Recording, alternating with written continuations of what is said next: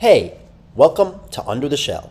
We hope you enjoy this bonus edition for March Madness. Just a note about this episode, it was recorded back in September of 2023. All right, enjoy the show.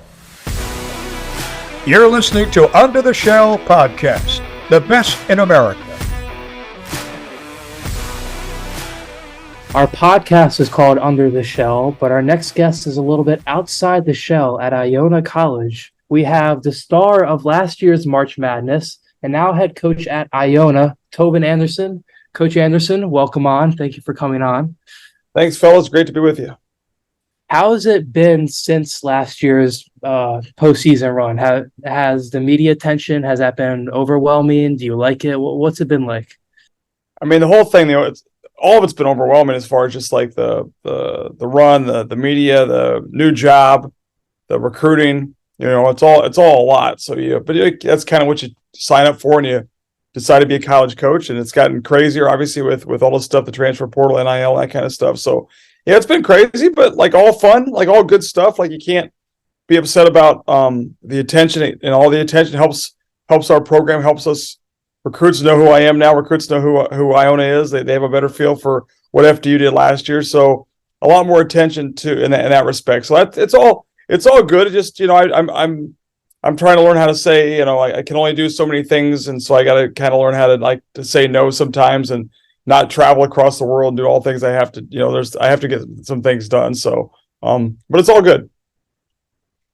Coach, you know how you said, recruits kind of know who you are. You went from Rick Pitino to then you. Yep. What was that change like in terms of, the process? How was Rick? Because obviously, he had his, in terms of kind of career resurgence, and now Iona's transitioning into a younger coach. What was the transition like? Take me through that. How have the players responded to your style compared to Pitino's?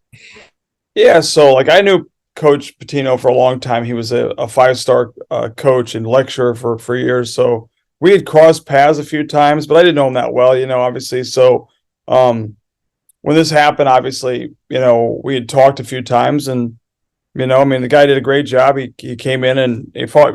Iona's always been good. They've been good for a long time. So he didn't do anything that other guys haven't done, but he was very successful. They had a lot of success, 2 NCAA tournaments, 2 conference championships. So I think, we only have one returning player from last year.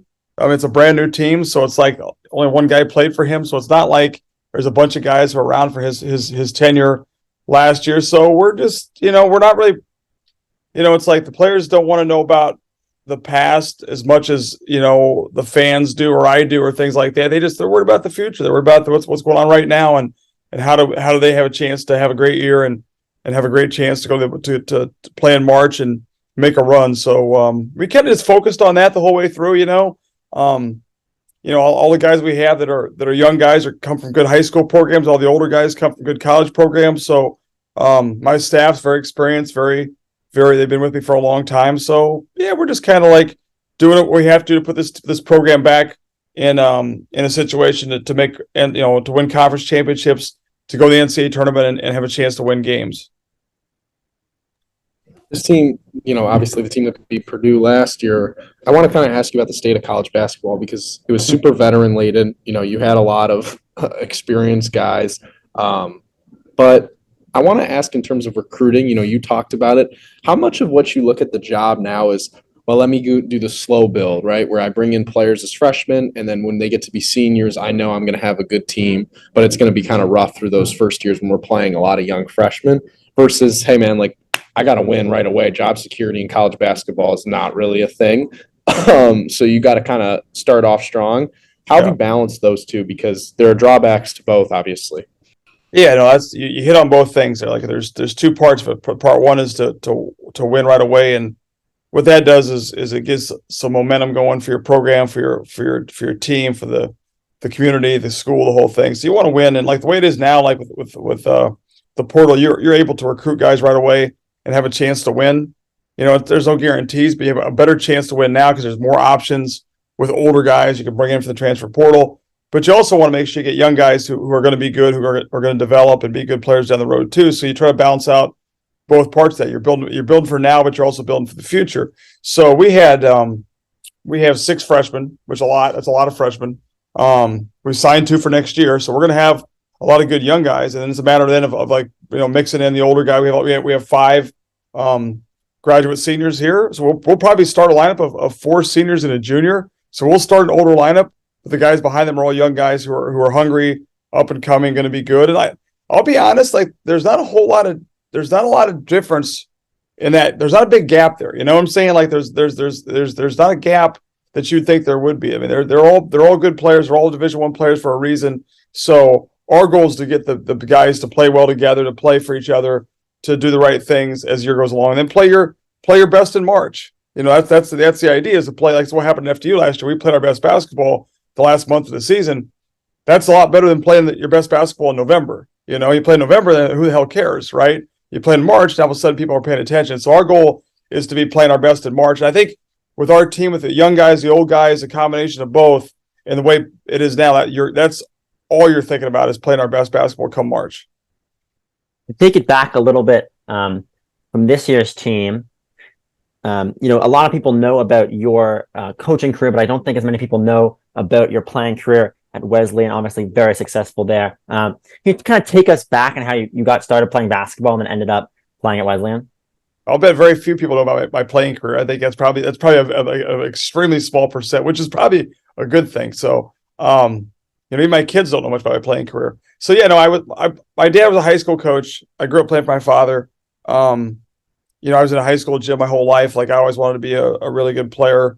I was growing up around his players, the high school guys. And my goal was to be a really good player back in Iowa. Where I was growing up, I wanted to be one of his players and be as good as I could be. And like the good thing for me, like when you're a young guy hanging around those older guys, like you're constantly playing one-on-one, you're playing horse, you're jumping in pickup games when you're not old enough to do that kind of stuff. And it makes you better, it motivates you.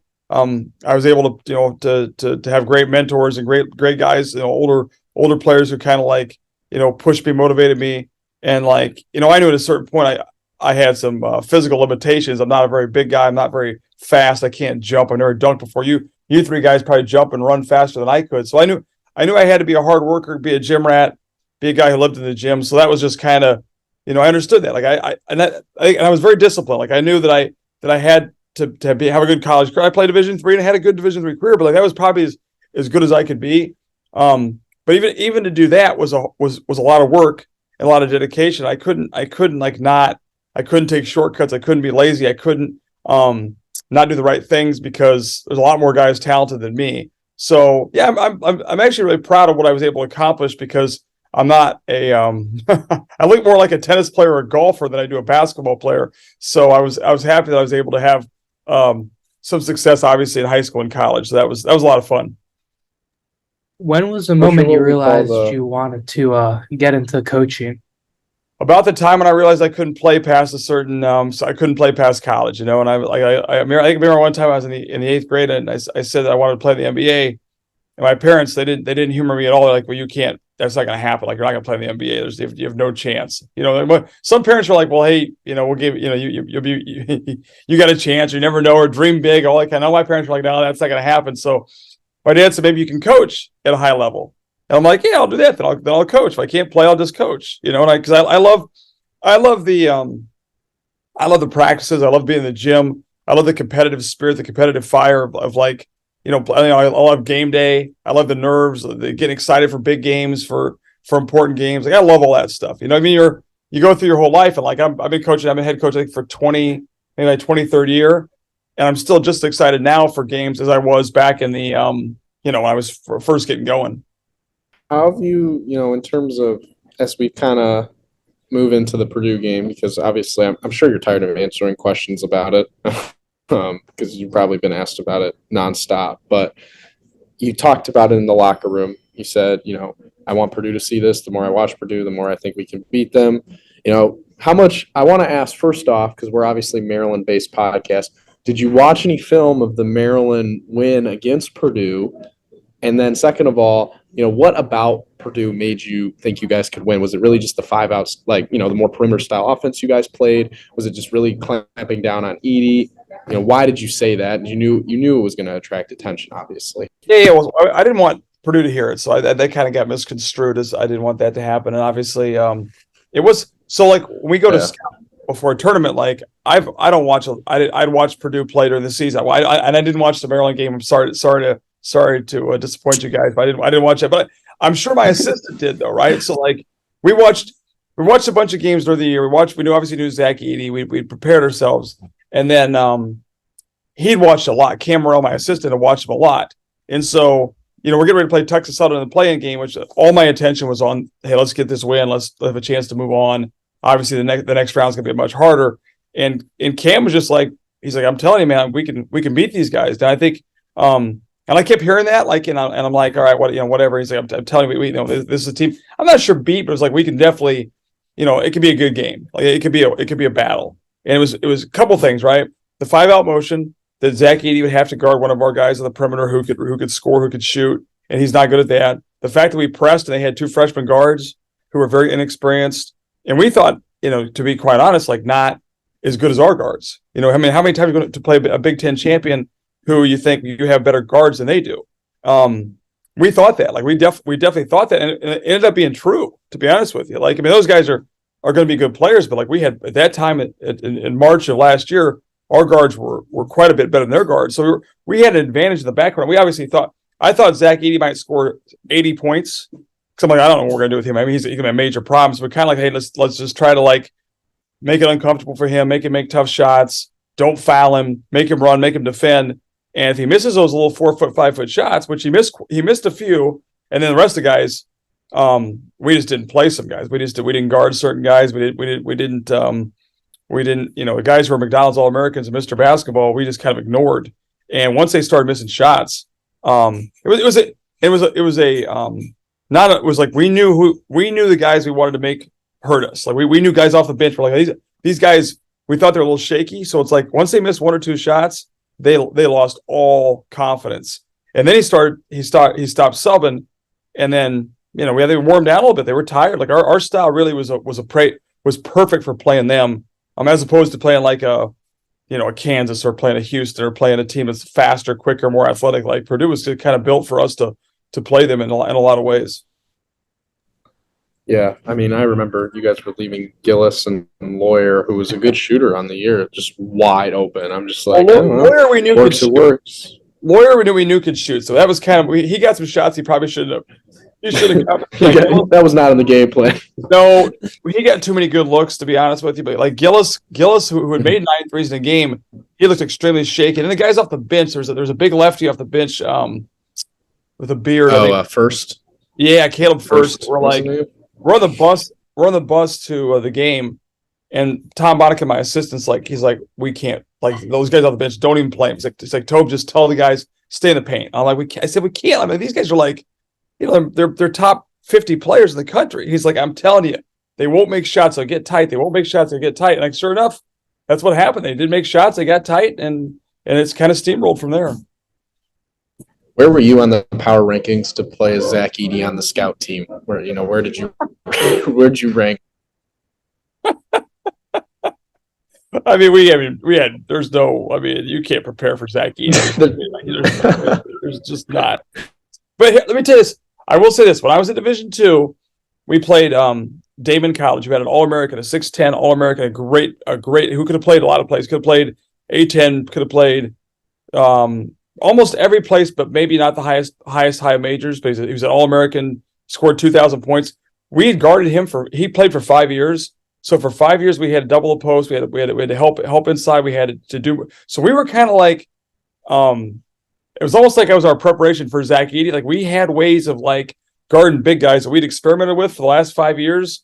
It helped us to kind of like, all right, here's what we want to do to make this tough on him. But the biggest thing was like he had to guard somebody, and like so if he guarded the kid Ansley, who was our 5-man who could really shoot it, okay, well that was going to be a mismatch for us. And if he guarded Sean Moore, I mean Sean Moore took I think 19 shots or 18. He took a lot of shots. That was kind of the plan. Like, all right, Zach, he can't stop you from shooting. He can't stop you from hitting threes or shooting threes. If you make them, they're in trouble.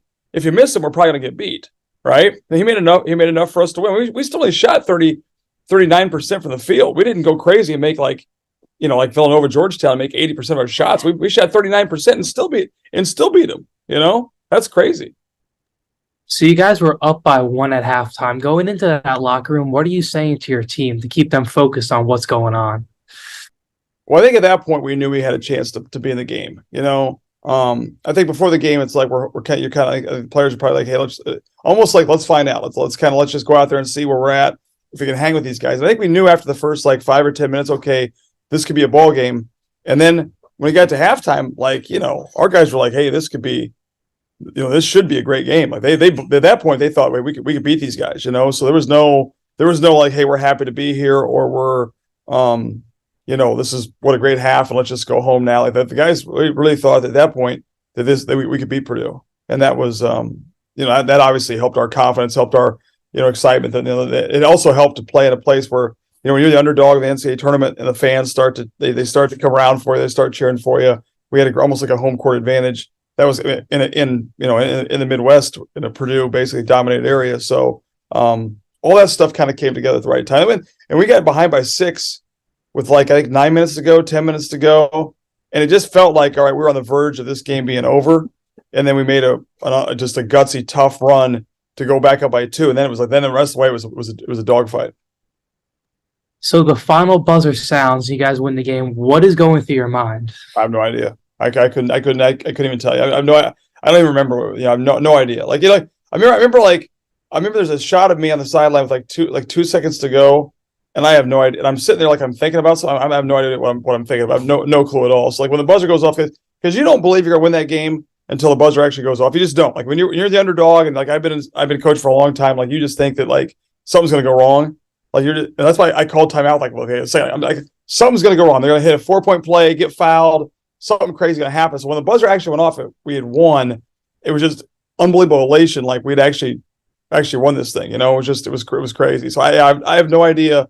It was just excited for the players, excited for our staff, excited for FDU, really excited for FDU because they take a lot of crap about because they had a small school, hadn't won, all that kind of stuff. It was just great to and the big thing coming off a 4-22 season to go from 4 wins to 21 wins. That's a credit to a lot. It's not just me and the staff, the players, also the administration, the people around us who were very supportive. So yeah, it was just a great feeling for all of us.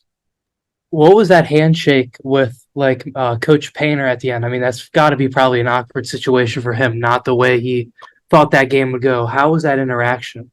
You have to ask him. I thought it was just quick. I've lost a lot of games too. I mean, when you coach this long, you lose a lot of big games. I've lost a ton of big games too. So I mean, you're upset and you got to move on. It's the guy's a heck of a coach that runs an incredible program.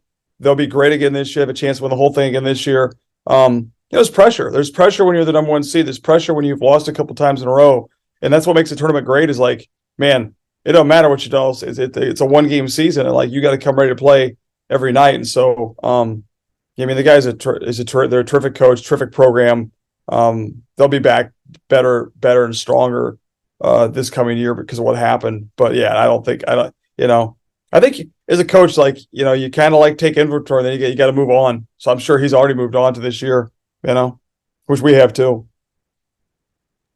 I mean, obviously a 16 seed upsetting a 1 seed is a pretty big story, but I would say that, as soon as that final buzzer went off, the media market kind of exploded. Was that something you were expecting? And, coming from schools where, the media markets aren't as big, how have you kind of dealt with that in the past year with, just the more media attention you and your teams have been getting? Well, I think me running my mouth about we had a chance to beat Purdue probably made it even more, a bigger thing because that me saying that in the locker room was ended up being it kind of upped the ante a little bit as far as the pressure and that kind of thing. I remember Tom Bonica, my assistant, was we're on the bus on the way to Columbus, and I said, "Man, I should have said that. That was stupid." He said, "No, it's great." It's now all of a sudden we win this game, we look like we're heroes or whatever. So I think that up things a lot, and then just the way we won it and the way it went down, and it was a lot. It was but I thought we all handled it well. I remember that night we had to stay and watch the game. I was on Sports Center, Good Morning America, Today's Show a few days later, all that stuff, and but we still got ourselves ready for the next game. And the thing is about that, we played probably better against Florida Atlantic than we did against Purdue. Florida Atlantic was a much tougher matchup for us. Just a harder style, and we gotten their attention because once you beat Purdue, Florida Atlantic knows, hey, we're pretty good. They're not overlooking us at all, and they had a chance to go to Sweet 16. We're up the second half. Most of that second half, we're ahead. We took the lead with like 18 minutes to go. We're up from 18 to about 8, and we got up by 4, got up by 5. We just couldn't pull away. We actually played better in that game than we did the Purdue game as far as overall how we played. Because I think they're much harder. If I had to choose, I would not want to play them again because they are really hard to play against. So they're more like us. They're deep. They're athletic. They can score. They can offensive rebound. And listen, they should have been in the final game. They had a chance to in the Final Four, but they had a chance to. They're up the whole game in the semifinals and just couldn't put them away. But yeah, so I think we handled it well. But it was a lot. I mean, we had cameras at every meal, every meeting the next day, everything we did, there was cameras, there was microphones, and like we were not really expecting that. But like, listen, you got to roll with the punches. That's part of the fun of it, One thing I did want to talk about, I know that the other story that kind of blew up from the media market was at FDU, kind of having the sports information director only being I think a junior at the time. Were you expecting that story to come about as well? And just kind of obviously us as journalists at Maryland, we deal with SIDs all the time, and reading that was pretty shocking.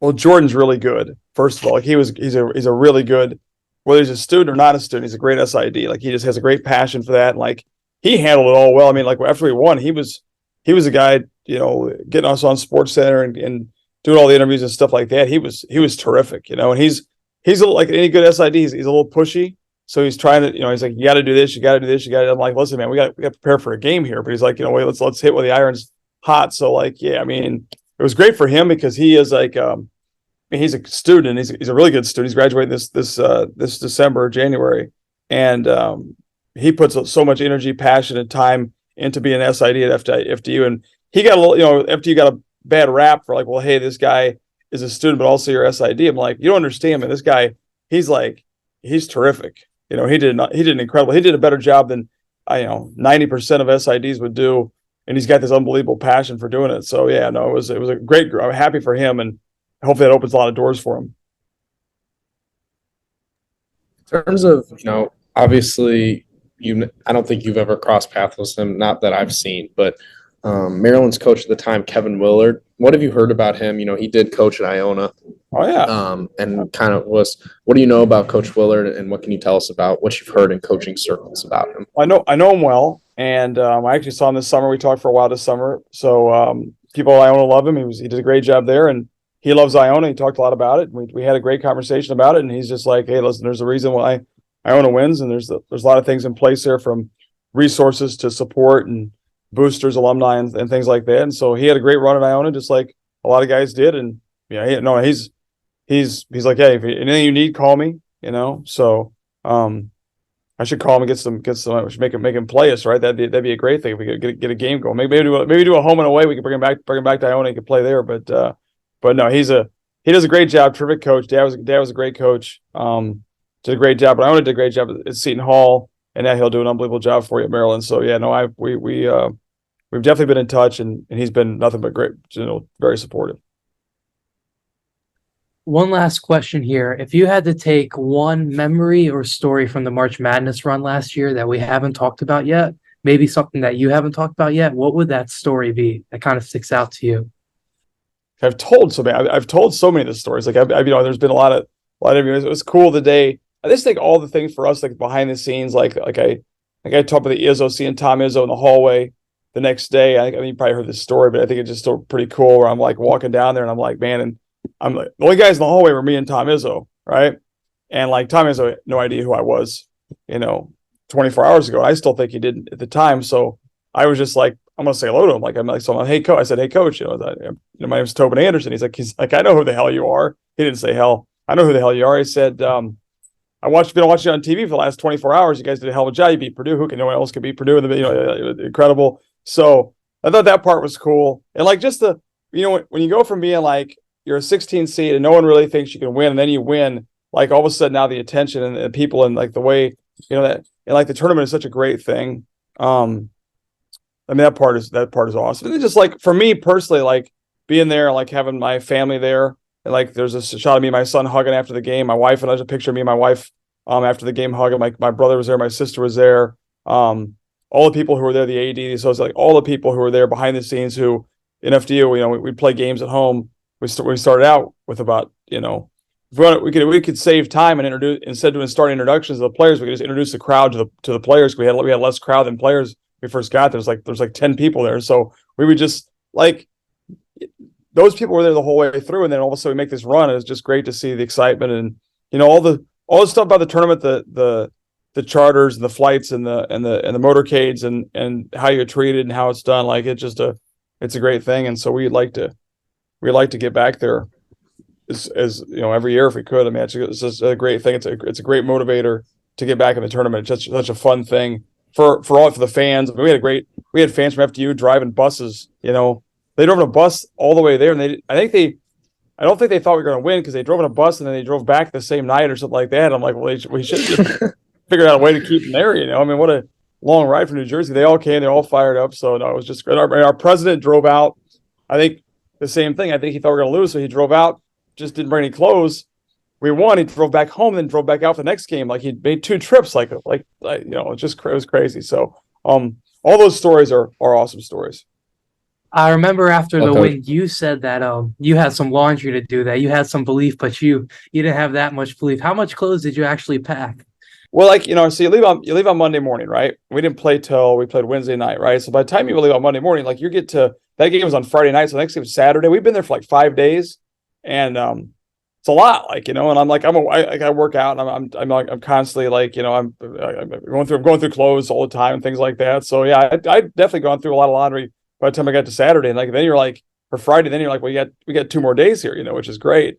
So that was actually a true story. I definitely had to do some laundry, but we all kind of did, so it was great. We actually, one of the funniest stories was we had, I think it was my wife's friend from back in Kentucky. She's at the game, and we were all wearing the same, when you win, you're superstitious, right? So we're all wearing, all the coaches are wearing the same gear, the same stuff, right?